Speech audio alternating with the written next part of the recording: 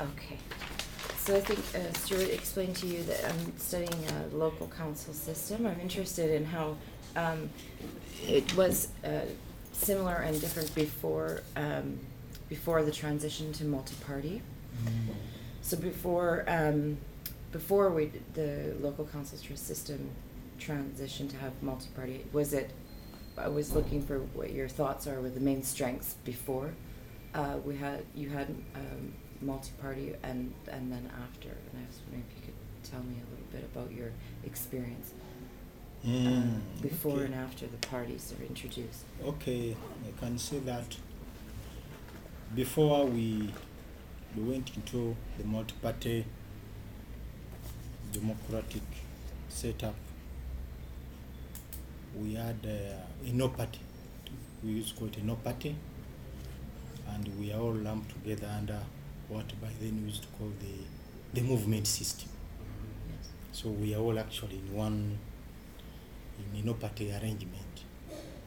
And what I can say that what was prominent then was what we used to call as the individual merit system, whereby whoever would like to stand for leadership for any position, right from the village up to the national level, you would come out as an individual and say, I'm so and so, I want to offer leadership in this area, and the people really vet you as an individual without attaching any political party connotations on you. So, and also when it came to that one, I think it was a strength in that really you stand as an individual and really you come to offer service to your people without being really bothered by party infringements. Then also, what I remember, I had the opportunity of becoming a member of parliament in that system. In the 7th parliament, we would talk freely in the parliament here.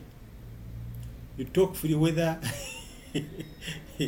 nobody really can really come and say, you, why are you talking that way? Talk freely, and you talk for your people. But now that we have gone into multi-party, the freedom of speech for politicians has been curtailed a bit. If you become very critical of your party, then they might have reservations about you. You can even apply sanctions.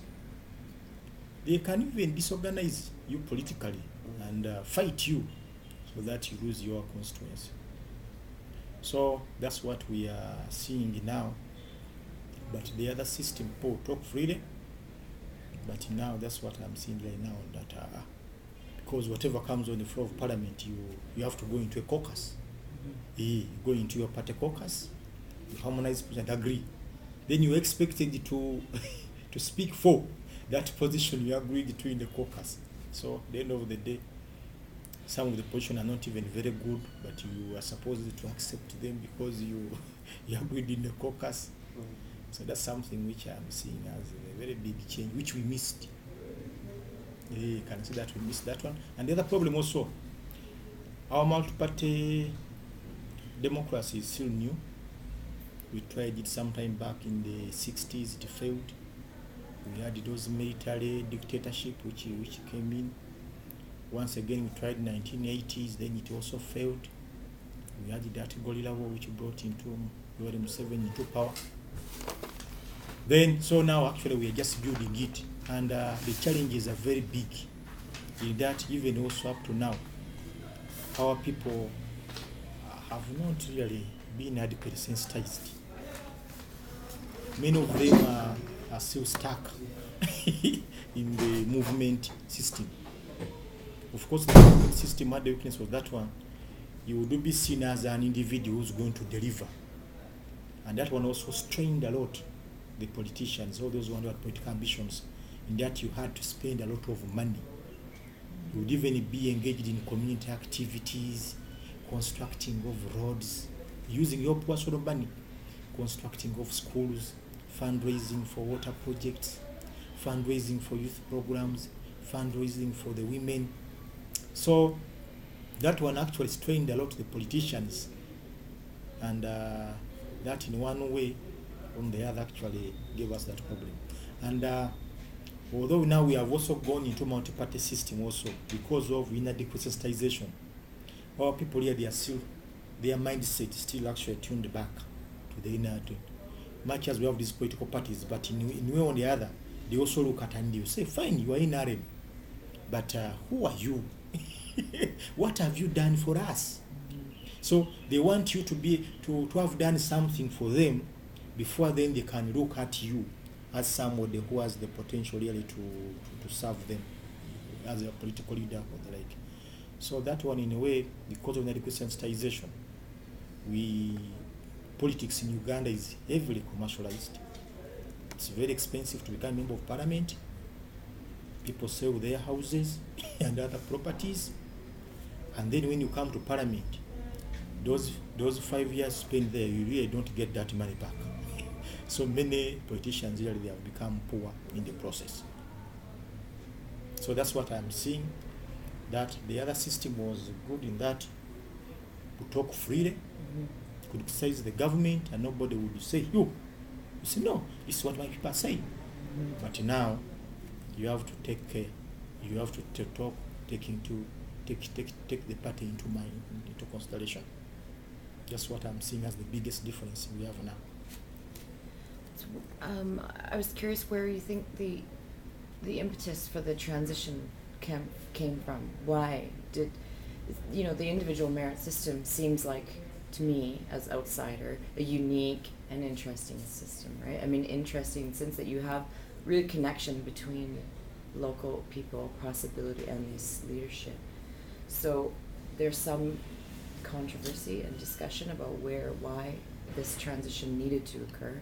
Okay, I can say that the transition to multi-party politics, I can say that it was rushed. And there are very many forces which forced this country to go to multi-party. Of course, the international community, it's a fashion. Yes, that for a country to be seen to be democratic, you have to toe the multi-party line. Yeah. One model. Yeah, one model. Yeah. That one alone, I think we, as a country, we had very many problems.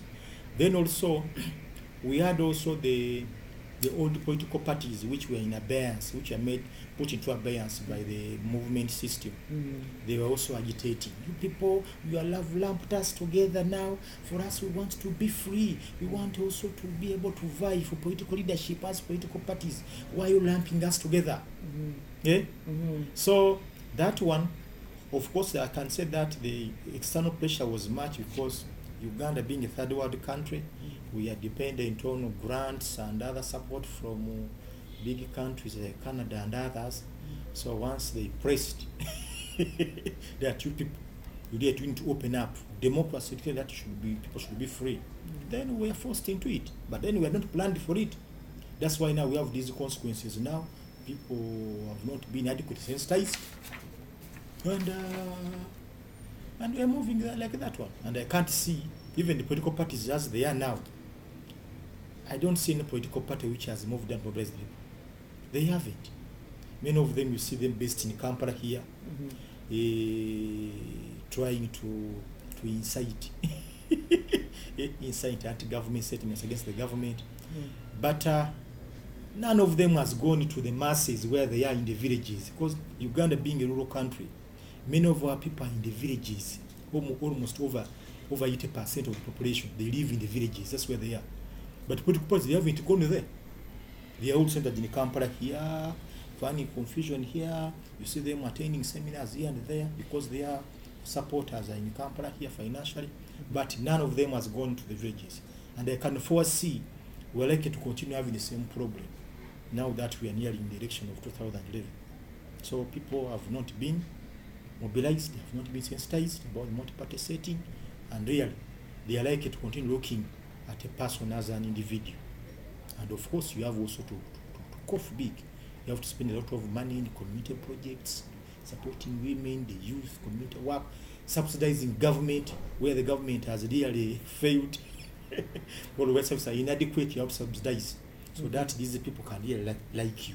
You get really that's the semblance of liking from the people to be voted.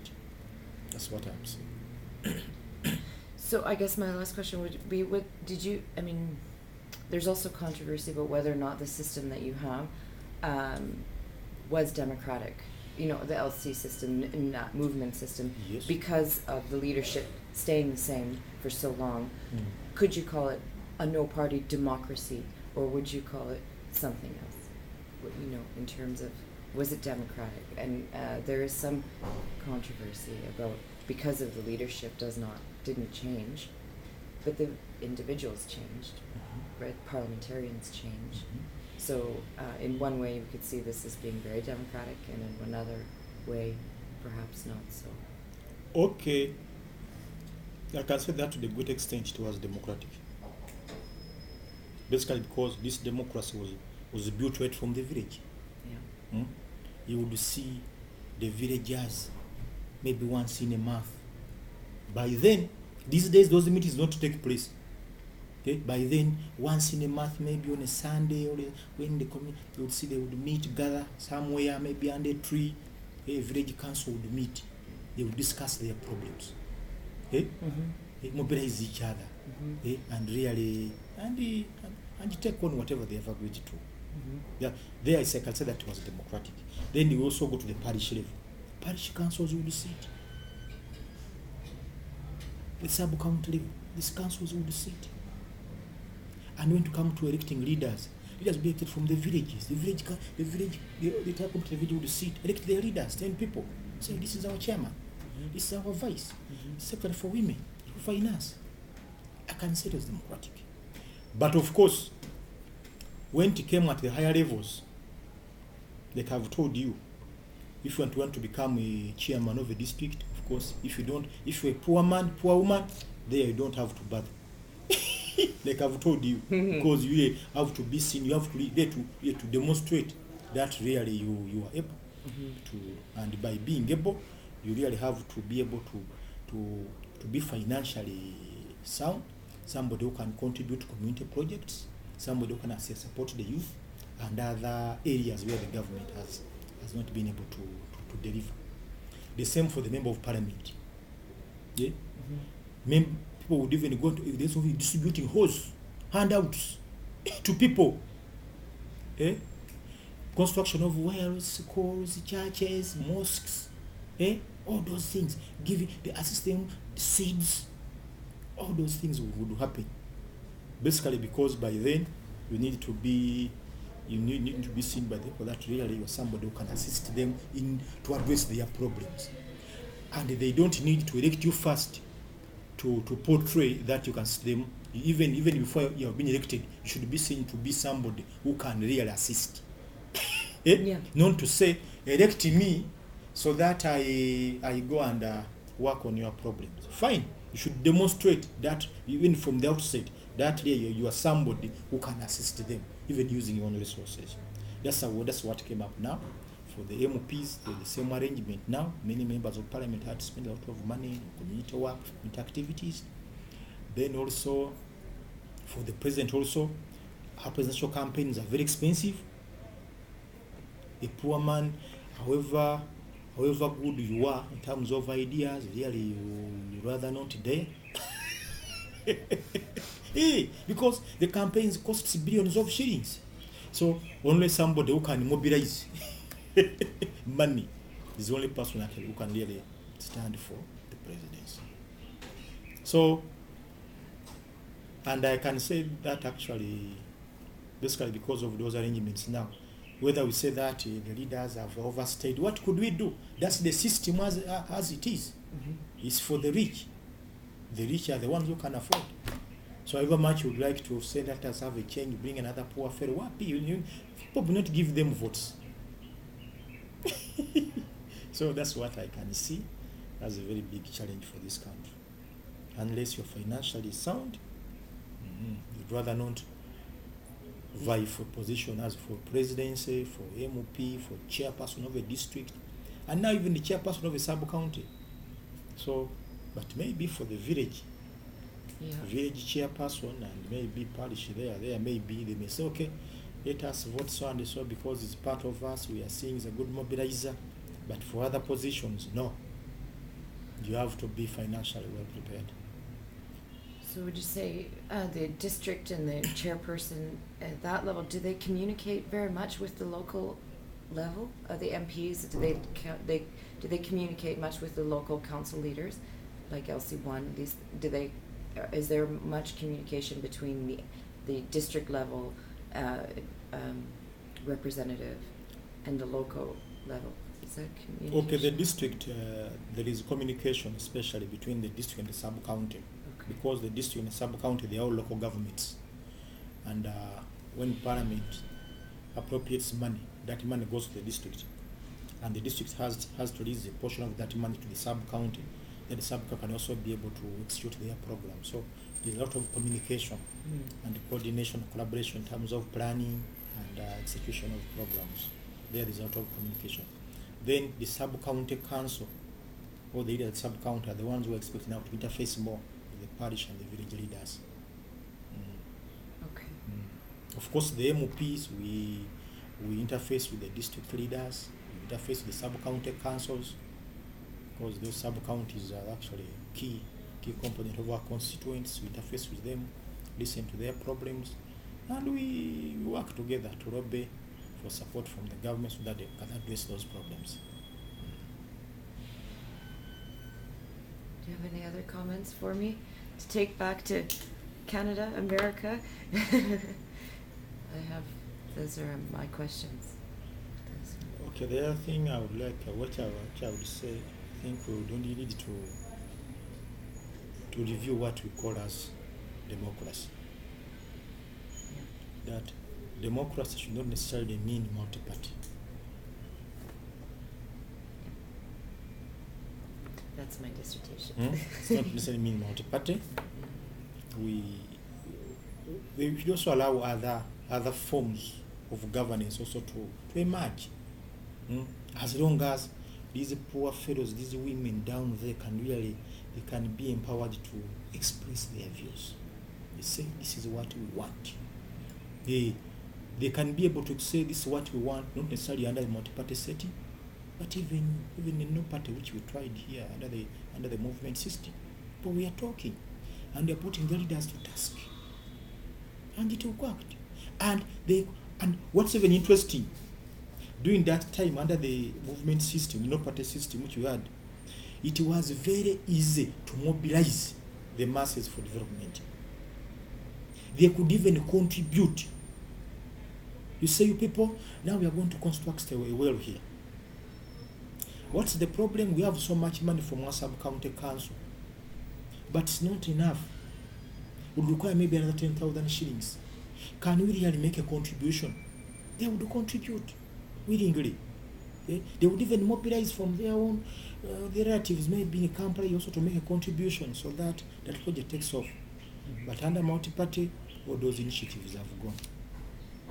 Because if I'm NRM and I take on that mobilize the for development, whereby I think they should make a contribution, then another friend of mine may be in DP, or you say, no, don't.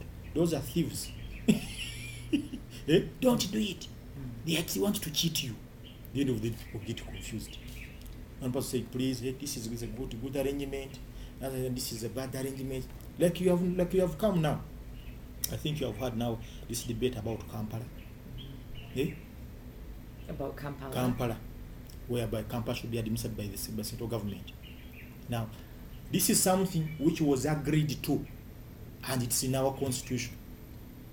Now, when it comes down to personalizing it, now it has taken on the partisan alignment, whereby now those in DPS say, no, there is a ploy to grab your land, you people.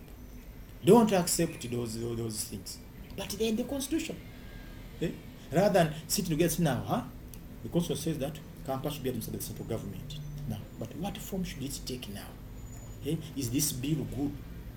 But people just this seems all together should be dismissed. So whatever comes up now, then we ended up giving ourselves into partisan lines. Others say no, that's we are opposing the government, so we can't accept whatever good the government is bringing. Then those people say no, we have to push on this line. So this is what we have here, and I think that one also goes back to the issue of lack of sensitization.